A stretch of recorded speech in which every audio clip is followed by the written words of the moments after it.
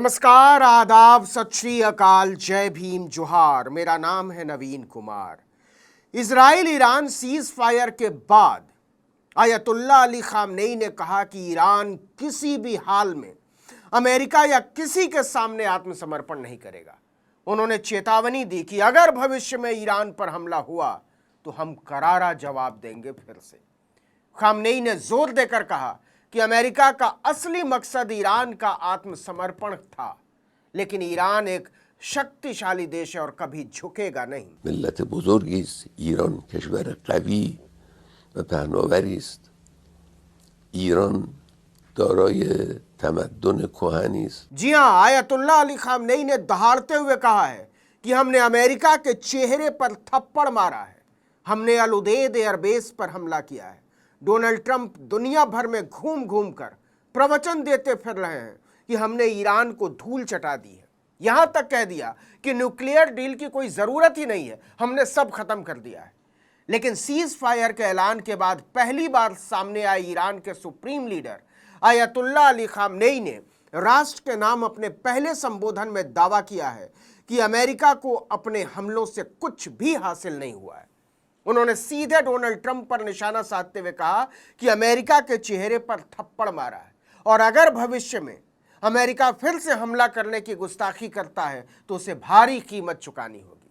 Khamenei ने अपने बयान में कहा कि जो अमेरिका इजराइल को बचाने के लिए जंग में कूदा था, उसे ईरान के लोगों ने जोरदार थप्पड़ मारा है। खामनेई ने अलग से जोर देकर कहा कि दुनिया की नजरों में एक बात साफ हो जानी चाहिए, ईरान ने कभी भी किसी जोर जबरदस्ती के आगे सरेंडर नहीं किया और ना ही कभी भी अमेरिका के सामने सरेंडर करेगा।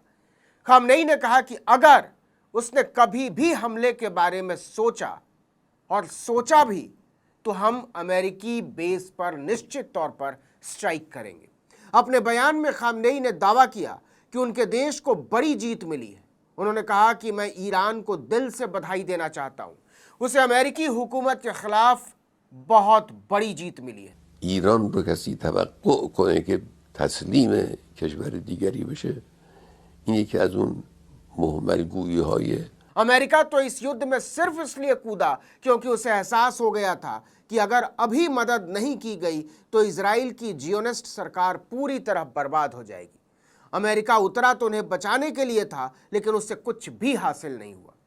खामनेई ने गरजते हुए कहा, अमेरिका ने दावा किया था कि उन्होंने हमारी न्यूक्लियर साइट्स पर हमला किया, उसको लेकर तो अंतर्राष्ट्रीय कोर्ट में आपराधिक मुकदमा चलेगा ही, लेकिन मैं साफ कर दूं कि वो कुछ खास कर नहीं पाए। یقینا مایه استهزاء افراد خردمند و افراد دانا واقع خواهد شد. खामनेई ने कतर में अमेरिकी सैन्य हवाई अड्डों पर हुए हमले का जिक्र करते हुए कहा कि अगर अमेरिका ने फिर ईरान पर हमला करने की कोशिश की तो याद रखें, हम पलटवार जरूर करेंगे। आपको फिर से बता दें कि इजराइल के साथ हुए सीज फायर के बाद खामनेई का ये पहला बयान था और जैसी उम्मीद की जा रही थी उन्होंने बिल्कुल वैसा ही बयान दिया। उन्होंने न केवल अमेरिका को निशाने पर लिया बल्कि इजराइल को भी आईना दिखाने का काम किया। यहाँ एक बात गौर करने वाली है, ये वही खामनेई हैं जिन्होंने 6 दिन की लड़ाई के बाद कहना शुरू कर दिया था कि ईरान को मेरे उत्तराधिकारी के बारे में सोचना शुरू कर देना चाहिए। कई रिपोर्टों में दावा किया गया कि खामनेई ने अपने 3 उत्तराधिकारियों में से किसी एक को आगे बढ़ाने के बारे में फैसला भी कर लिया था। खामनेई सेना के स्तर पर भी बहुत बड़ा बदलाव करने वाले थे। ईरान और इजराइल के बीच 12 दिनों तक सैन्य संघर्ष चला था। इस संघर्ष में 22 जून की सुबह अमेरिका की एंट्री हुई थी। अमेरिका ने ईरान के 3 परमाणु ठिकानों नतांज, फोर्डो और इस्फहान पर हमले किए। ट्रंप ने कई बार दावा किया कि ईरान के परमाणु संयंत्र तबाह हो चुके हैं। उन्होंने ये भी कहा कि इजराइल और ईरान का मकसद ही ईरान को परमाणु हथियार बनाने से रोकना है। इस पर ईरान ने कहा है कि अमेरिकी हमले में परमाणु संयंत्र को नुकसान तो हुआ है, लेकिन पूरी तरह वो नष्ट नहीं हुए हैं। इसके बाद ईरान ने इजराइल पर हमले बहुत तेज कर दिए थे। पूरी दुनिया को लगने लगा था कि किसी भी समय यह विश्व युद्ध में बदल सकता है, लेकिन इसके पहले ही सीज फायर का ऐलान हो गया और जंग के 13वें दिन ये थम गया।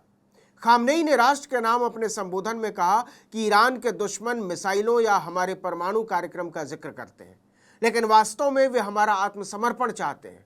ट्रंप ने इस सच्चाई को उजागर कर दिया है कि अमेरिका केवल और केवल ईरान के आत्मसमर्पण से ही संतुष्ट होगा, लेकिन आत्मसमर्पण कभी नहीं होगा। हमारा देश शक्तिशाली है। खामनेई ने कहा, अमेरिकी राष्ट्रपति ने अपने एक भाषण में कहा था ईरान को सरेंडर कर देना चाहिए। ये मामला यूरेनियम का लेवल बढ़ाने का नहीं है और ना ही ये न्यूक्लियर इंडस्ट्री का मामला है। वो सोच रहे थे कि हम पर कब्जा कर लेंगे, लेकिन उनका सपना न इस बार पूरा हुआ है न आगे कभी पूरा होगा। ईरानी सुप्रीम लीडर ने कहा, अमेरिका को यह बात भूलनी नहीं चाहिए कि हमारी पहुंच उसके अड्डों तक है। हमने ये साबित कर दिया है और जब भी ज़रूरी लगेगा हम उन्हें निशाना बनाएंगे। उन्होंने कहा, मैं ईरान के लोगों को बधाई देता हूं कि हमारे देश ने अमेरिका को इतनी ताकत से सबक सिखाया है। उसे एक समय पर लगने लगा था कि अगर उसने दखल नहीं दी तो इजराइल बर्बाद हो जाएगा, इसीलिए उसे जंग में सीधे उतरने के लिए मजबूर होना पड़ा। खामनेई ने कहा कि ट्रंप भले ही कितनी ही बातें बना ले, लेकिन सच ये है कि ईरान ने यहूदी देश को बुरी तरह हरा दिया है और वो इस इतिहास को कभी बदल नहीं सकता। ملت ایران عزیز است و عزیز خواهد بود، پیروز است و پیروز خواهد بود به توفیق الهی। आपको बता दें कि इजराइल से जंग खत्म होते ही ईरान ने बहुत बड़ा कदम उठाते हुए दुनिया की सबसे बड़ी न्यूक्लियर निगरानी agency international atomic energy agency यानी IAEA से सारे रिश्ते खत्म करने का ऐलान कर दिया है। ईरान की संसद ने IAEA के साथ सहयोग को खत्म करने के लिए बाकायदा एक विधेयक पारित किया है। हालांकि इस पर रूस ने ईरान को ऐसा न करने की सलाह दी है।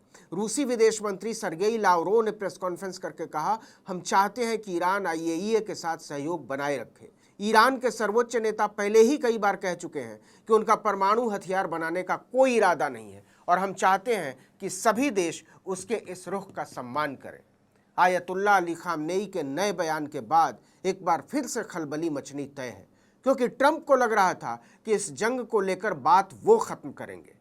नाटो के सम्मेलन में ट्रंप को इसके चीफ मार्क रूटे ने मजाक में डैडी भी कह दिया था। इसके बाद वापस अमेरिका पहुंचने पर व्हाइट हाउस ने पोस्ट किया कि डैडी इज बैक, मतलब ट्रंप अपने आप को ईरान इजराइल का बाप समझते हैं, दुनिया का दादा। ईरान ने ऐसा मानने से इनकार कर दिया है और ये बात अमेरिका और इजराइल दोनों को बहुत खलने वाली है। आयतुल्लाह अली खामनेई ने जता दिया है कि ताकत के दम पर ईरान को दबाना मुश्किल ही नहीं, नामुमकिन है। इस वीडियो में इतना ही, लेकिन अगर आपने आर्टिकल 19 इंडिया को अब तक सब्सक्राइब नहीं किया तो फौरन कर दीजिए, बेल आइकॉन दबाइए, घंटी जैसी आकृति लाइक कीजिए और कमेंट करके बताइए हमारा वीडियो आपको कैसा लगा। हमारा ट्विटर हैंडल है article19_India और मेरा ट्विटर हैंडल है नवीन जर्नलिस्ट। नमस्कार।